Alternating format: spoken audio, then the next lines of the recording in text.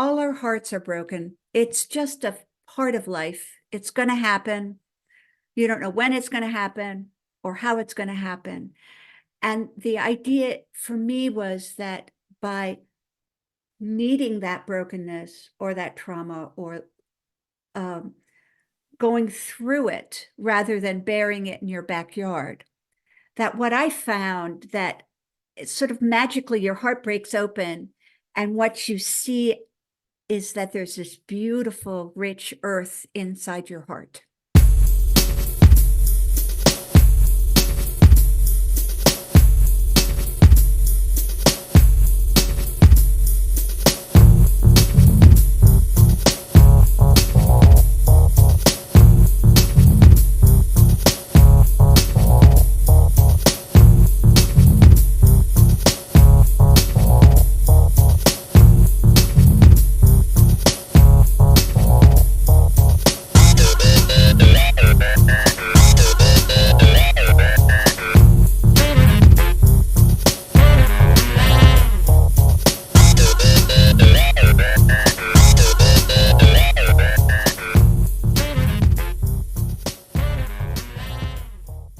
Welcome to Supernormalize, the podcast where we challenge the conventional, break boundaries, and normalize the seemingly supernatural.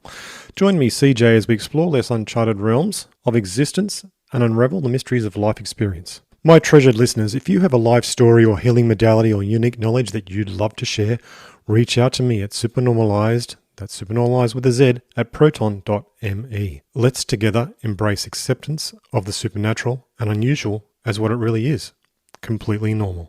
Today on Supernormalize, we have Tina Davidson. She's a classical composer and writer now for 45 years and has had a unique life. At a very young age, she was adopted out by her birth mother and not told her true identity. And that actually shaped her and changed her in certain ways, which actually helped to be expressed and recovered through her composing and her love of music. So I'm sure you'll enjoy today's episode. I did too. Welcome to Supernormalized, Tina Davidson. Tina, you're a classical composer and writer for 45 years, and you'd like to talk about your life experiences that you've had traveling the world as well, and how that's actually informed you and changed your life and helped you escape depression and disassociation and helped you to reclaim yourself.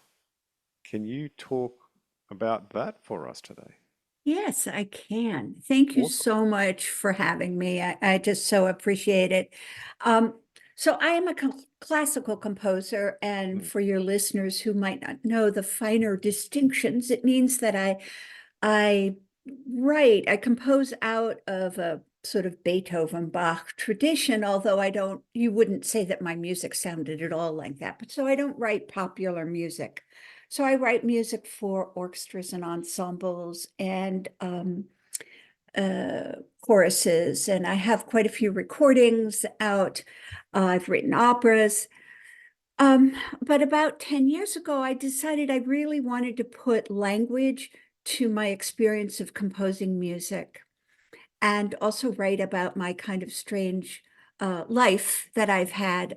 I've lived in many different countries. I was actually born in Sweden, lived in Turkey for 3 years, Germany and Israel, and also was a single parent for a long time. And had some unusual experiences. So I wanted to write about that. And I also just really wanted to write about my composing process so that other people, I think sometimes in the music world, there's this sense that if you're a composer, if you're like Mozart, then you must be a genius, or I wouldn't, normal people wouldn't understand it. And I think if there was a word that maybe not describe me, but that I would be always aspiring to, would be inclusion. So lots of different kinds of inclusions. And one of them is to sort of demystify the process of composing. I do a lot of teaching in public schools, especially in poorer neighborhoods.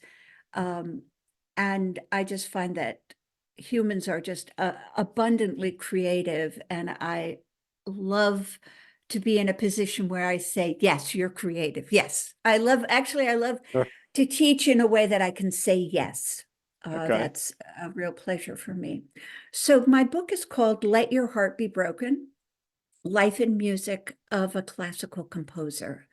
Okay. And it is about some of the traumas I had as a child, um, how I decided to really do therapy or any kind of work on those traumas, and found out that in conjunction with that, that writing music or the artistic process as self-expression is another way of doing kind of a therapy. To try to speak of your life in another language, in other words. Yeah. So whether it's dance or in art, or you're a writer or you're a composer, that it, for me, although I don't think that's true for all artists, I tend to be writing about where I am in my life. And I've always found that to be very uh, helpful and holistic.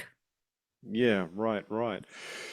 So these traumas informed you in certain different ways, and you have mentioned that in our contact before that you had been adopted at birth, and you didn't know. And I actually had that too. I actually was adopted at 28 days, and Oh, I didn't know my parents were not my parents, but I had a really strong suspicion because they were very weird in comparison to me, as far as I could tell, mhm. until I was 7, and then my mother told me, and I was like, I knew all this time. But So yeah, what did you know? What did you find out? well, well, Oh, from that you were adopted. yeah, that I was adopted. Yeah, So I yeah. actually had a long time where I suspected something was amiss because my parents just seemed so odd in their behavior. And Mm. like you've expressed that as trauma in certain ways. I think maybe that might have been what I experienced as well. Well, I But had a slightly different kind of experience, but I do oh, know that I think that children are very receptive, oh yeah. and I mean, I don't think that feeling in a family that you don't belong is something that only adopted children feel. I think Oh that, no. that others feel it too. So I was born in Sweden, and I was put into a foster home, a Swedish foster home, Mm, and I lived there for 3.5 years. So I was a Swedish girl. My brothers, there were three older brothers, one of whom was only a couple months older than I was. And so we were sort of brought up as twins. We slept in the same room. We were potty trained together. Um, it turned out that I was more of the ringleader than he was. But then one day, this beautiful American woman came, and she was around the family for about a month, and she adopted me and brought me to America. Um, and then married. And then I became ultimately the oldest of five. right. Um, and it was very clear that nobody, treated me differently. My stepfather did, I think, because he really felt very close to his biological children. Mm. I was 5 when my mother and stepfather got married. Um, but I did feel, I don't know if you had this experience, like, they'd talk about, the relatives. Oh, your grandfather did this and this and, this. And I'd go, oh, that's so cool. I wish it were my grandfather. Oh, So I always had a sense of being disconnected, yeah. um, like a little alien, a welcomed alien. And then when I was 21, I went back to Sweden. Yep. And I decided to go to to the agency and find out. And when I got there, she had a letter, and she said, yes, I have information about your birth mother. And I have this letter here, and she's asking me all these questions about my life in America. And then she said, your adopted mother is your birth mother. You were What? adopted by your birth mother. No. Really? Yes, really. Wow. That's really cool and weird. It is. It's sometimes not cool. Sometimes not Sometimes cool. it's not cool at all. Look, I say that because my mother tried to get me back. She actually got some lawyers together and went to the state and Ugh, attempted to get me back. And then they just said, nah, sorry, he's been placed. wow. Yeah. That that could not have felt good. Well, I think it gave me a suspicion of the state. So, Well, however you want to think of it.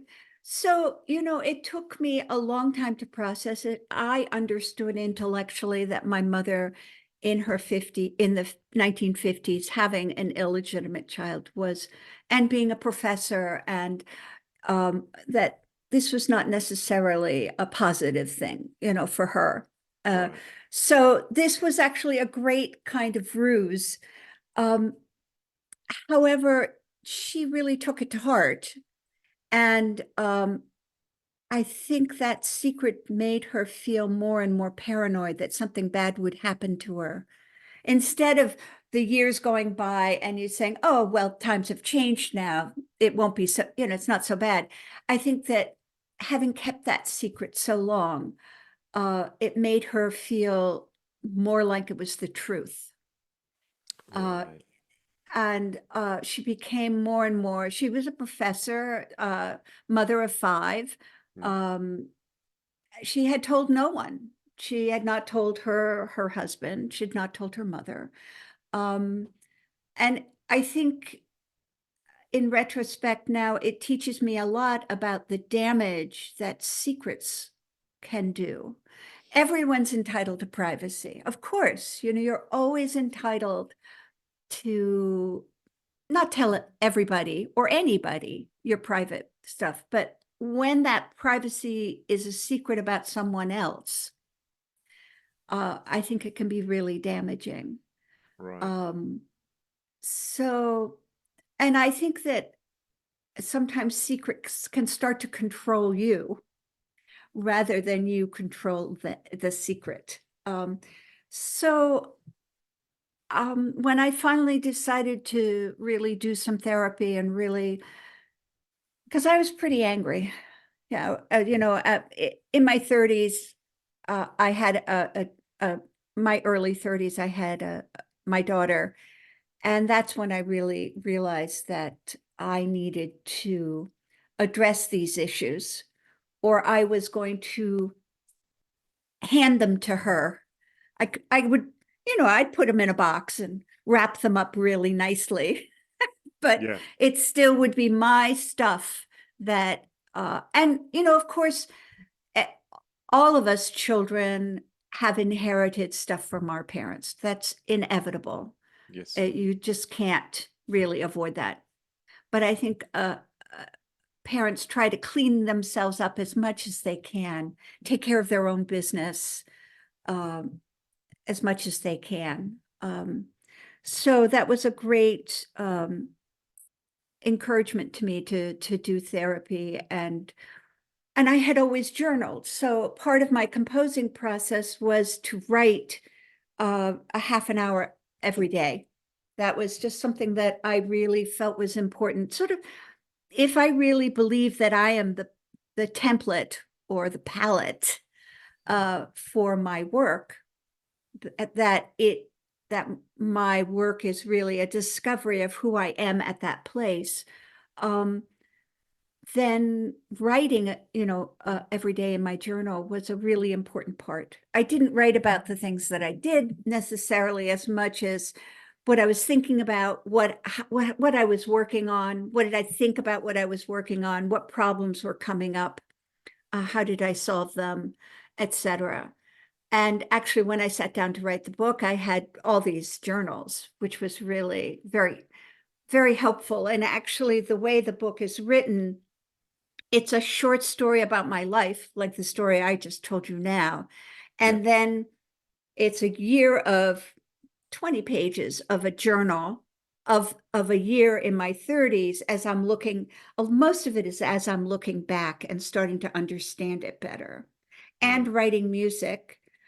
not that I intentionally wrote about it, but boy, it really started to come out. I have a cello quartet called Dark Child Sings, and it's that dark child in me who wants voice, who wants to be heard. Yeah, right. I have another saxophone piece called Transparent Victims, so that there are so many children that walk around and you can't even see that they've been harmed in some sort of way. That victimhood is transparent to our eyes. Yes. And then I think being able to process it and compose about it, after about sort of, it was after the first, so for the first 10 years of my composing life, I sort of didn't know what I was writing about. Then I started doing some work on myself, and that next 10 years was really about the trauma and different ways that I was learning to express myself. But in that third decade, I think I was free enough to start wanting to have a relationship with things outside of me, Right. like the earth or spirituality or nature or whatever you want to call God. I don't know, the higher power, the wind. So I started writing a lot of music about my connection or my growing connection to things outside of myself, bigger things, which I thought was really kind of interesting. And now, sort of in the fifth decade of composing, I think it's coming back in, not in a sort of self-motivated way, but just kind of gently coming in. So I'm writing pieces. I have a piece that was just recorded called Hum, Hum, and it's about how when I grew up, people used to do their chores and hummed, or they whistled, or they made music, and there was that sense of, I don't know, just walking around making your own music. So it feels more personal that I'm writing about. I have another piece called Barefoot, and it was the winter, and I really just wanted to take off my shoes and be in the summer and have my feet in the earth. And then I was thinking of Moses and the burning bush, and he comes up to the burning bush. Of course, God is in the burning bush, and God says, take off your shoes. So that you, in a funny way, you have to be barefooted to be in the presence of something that's larger than you. Mm. So that piece is called Barefoot. Um, Interesting. It sounds like over time you're finding different ways to ground out all of your experiences and maybe even the tension that you had experienced in the disassociation from not really having a full connection to your life because of your mother's situation. So when you were describing before the story about how secrets poison you, can you go into more around that? Well, this is my observation of my mother. She became very wedded to this secret and very afraid that people would judge her. Mm, So she really, and she was a feminist. I mean, she was such a large person. It was just kind of that fear compared to who she was kind of ridiculous. I mean, you couldn't really say, wait a minute, your fear doesn't really describe who you are. yeah. Um, so I think, and there are different kinds of honesty that you can have. There is honesty about things, you know, but I think there's also emotional honesty.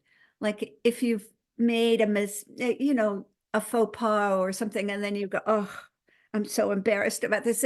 But then you say it to somebody, you're willing to say, I, I felt embarrassed about this. And, of course we're all human and friends can say, oh, don't be ridiculous.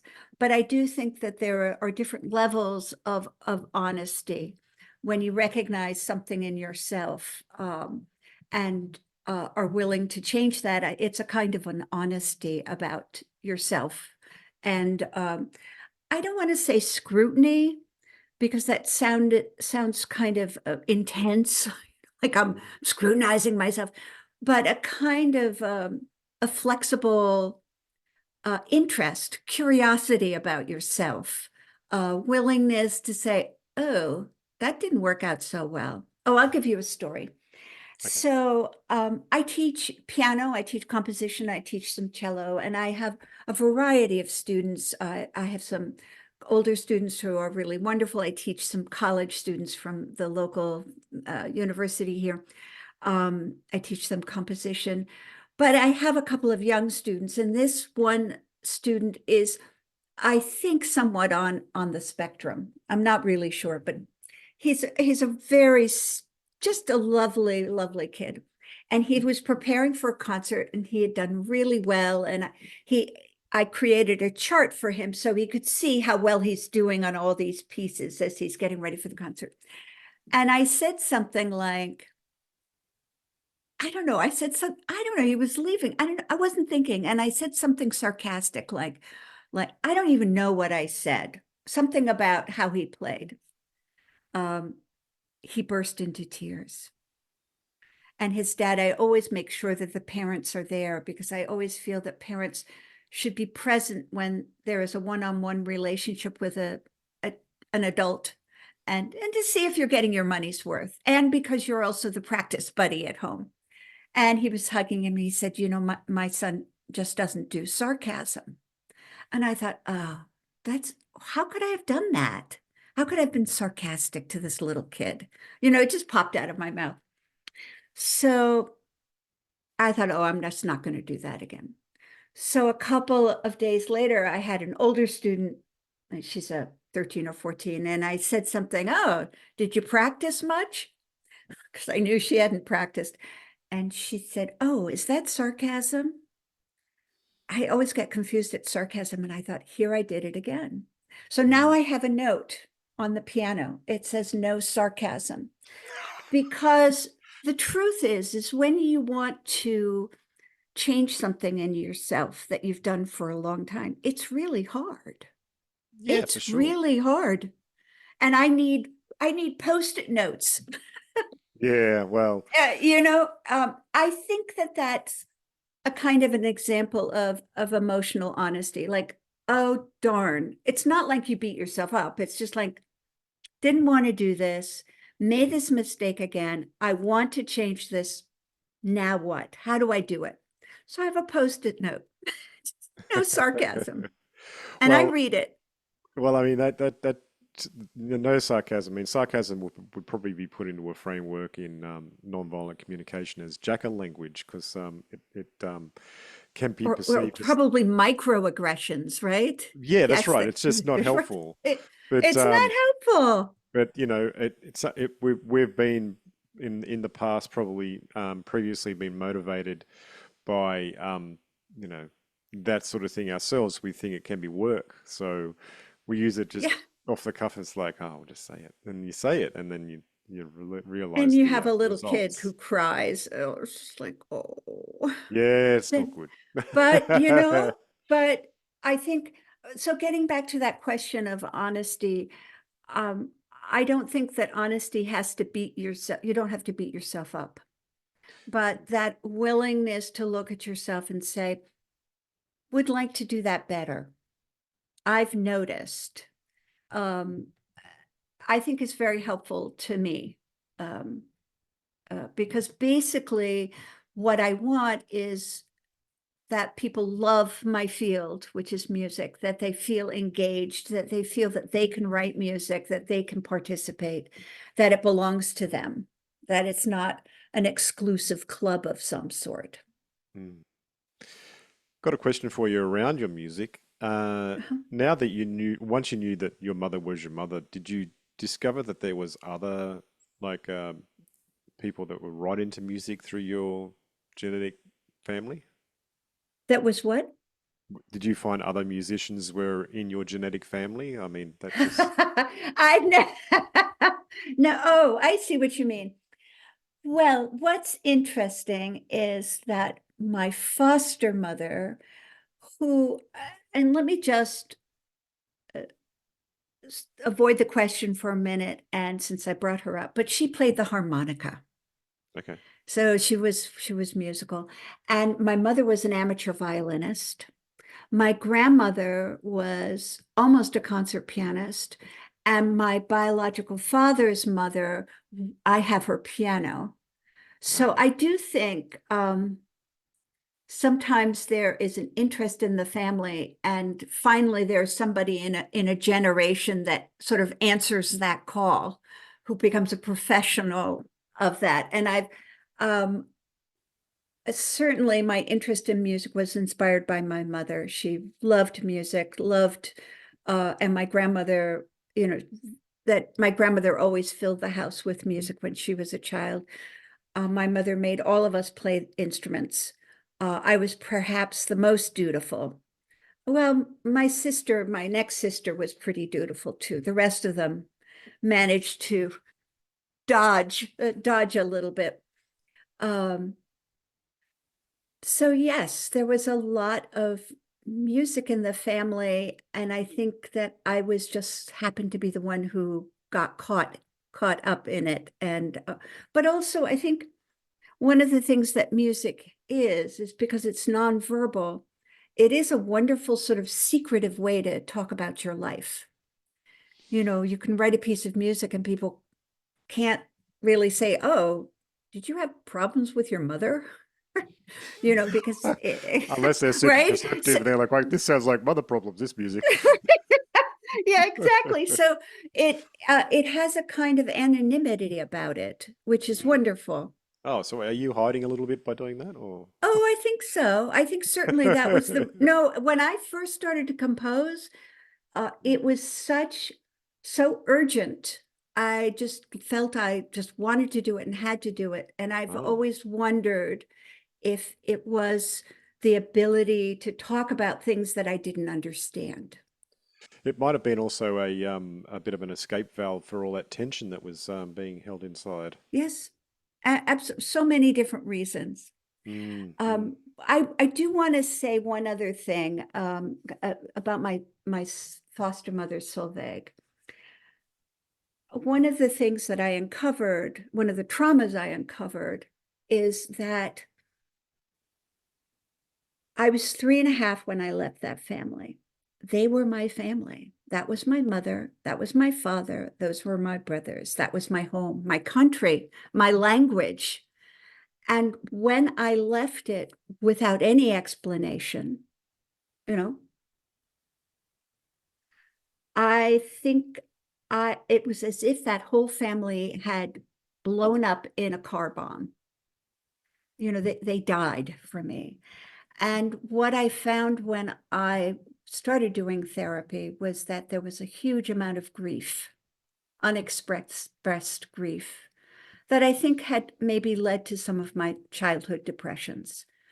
Um, and, we're so much better now talking to our children, but in those days, they didn't think about it.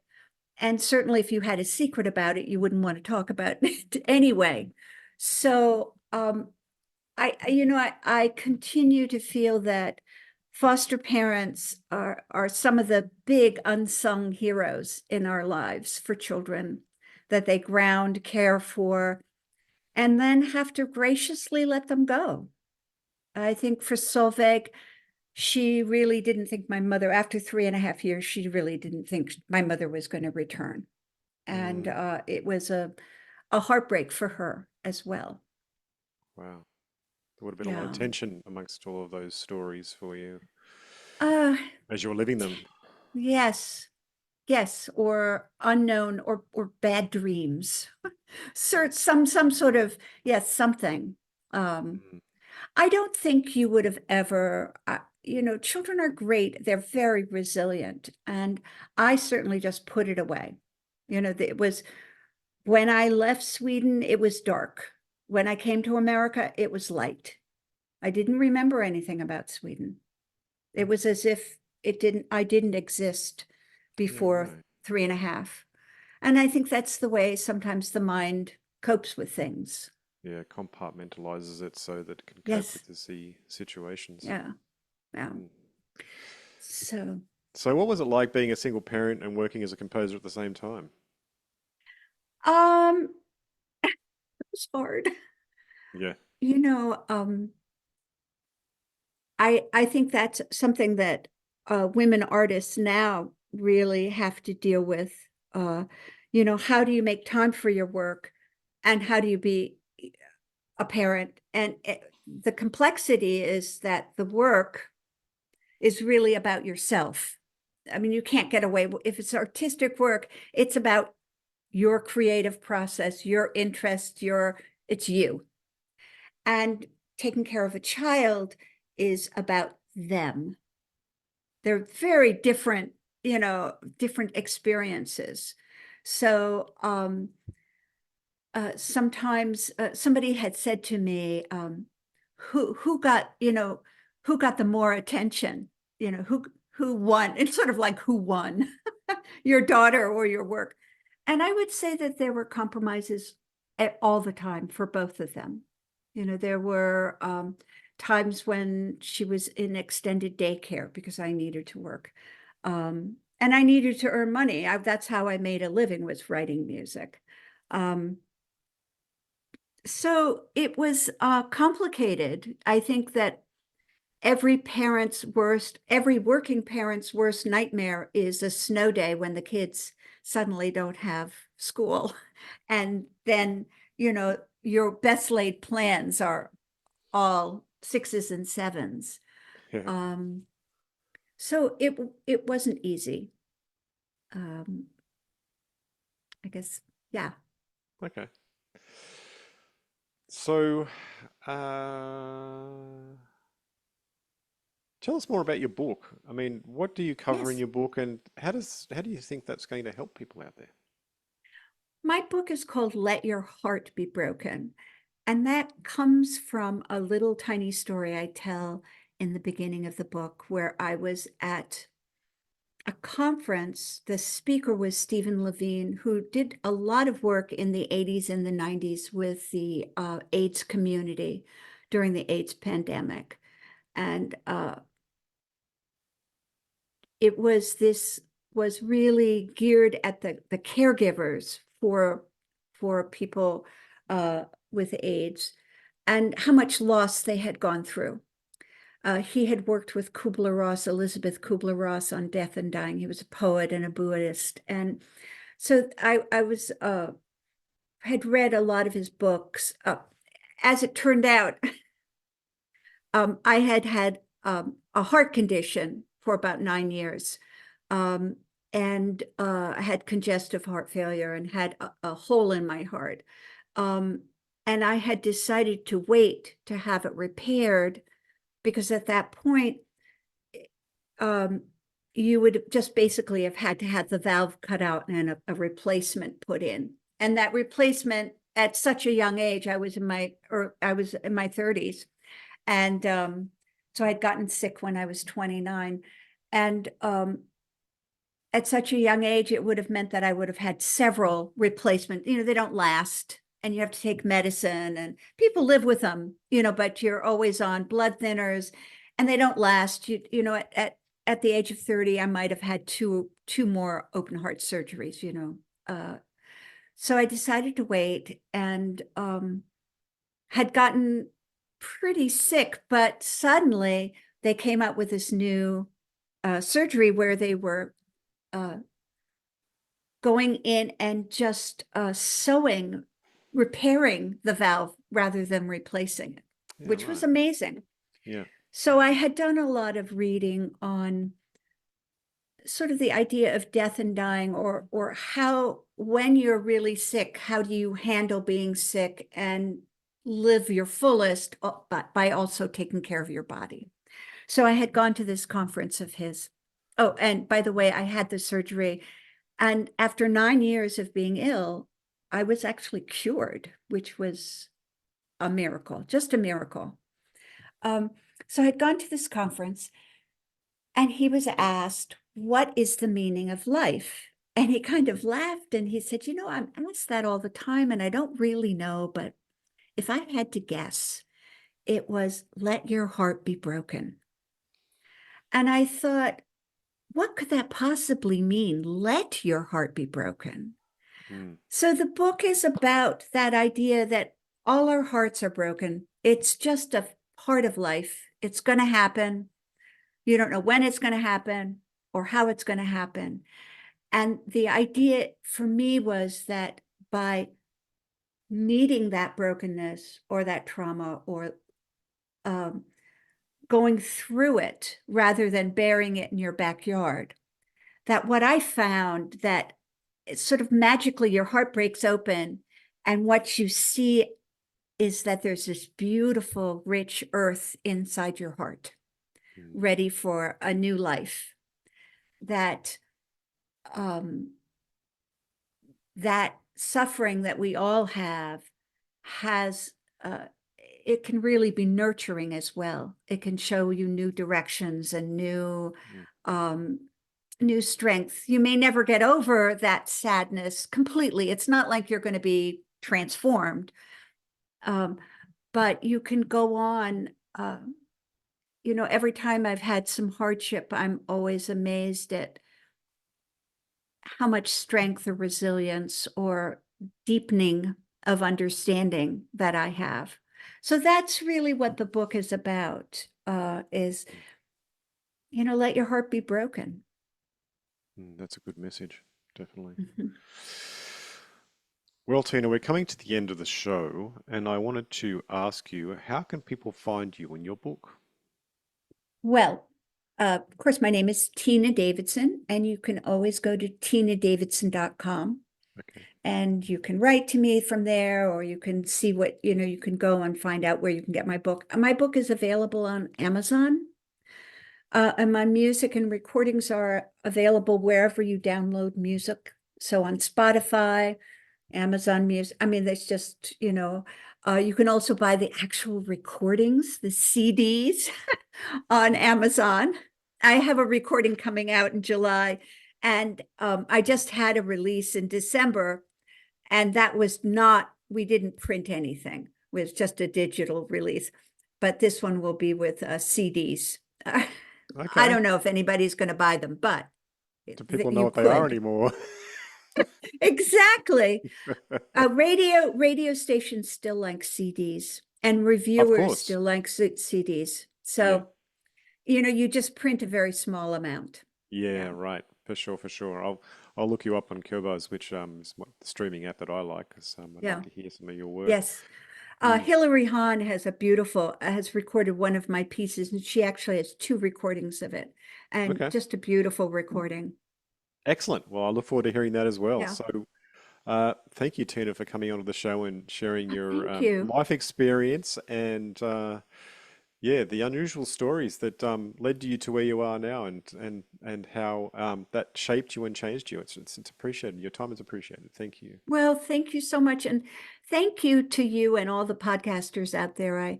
I so appreciate this interest of creating content and distributing it. That's Yeah, wonderful. for sure, for Yeah. sure. Thank you. Yeah. All right, I'll say goodbye to the listeners. Well, that was a nice talk with Tina, and I resonate with her experiences because I was adopted out at a very young age as well, as you'll hear as you heard in the episode. And the way she expresses that she found her way back through her trauma of those experiences, and allowing her heart to be broken, and then letting that recover itself over time. I mean, she literally had her heart broken as a part of it as well. So that's very interesting. And then to actually recover and then have a miracle recovery, that just says volumes to me. If you've enjoyed today's show and you think somebody else would like it as well, please send this episode to them as well. And if you're on YouTube right now, like and subscribe, as people say. And if you're on a podcast app and you wish to give me 5 stars and write a little nice note to me, I'd really appreciate it, because then other people can find the show as well. And if you've really liked today's show, and I'd love you to come back. So come back to the next episode very soon. And in that case, bye for now.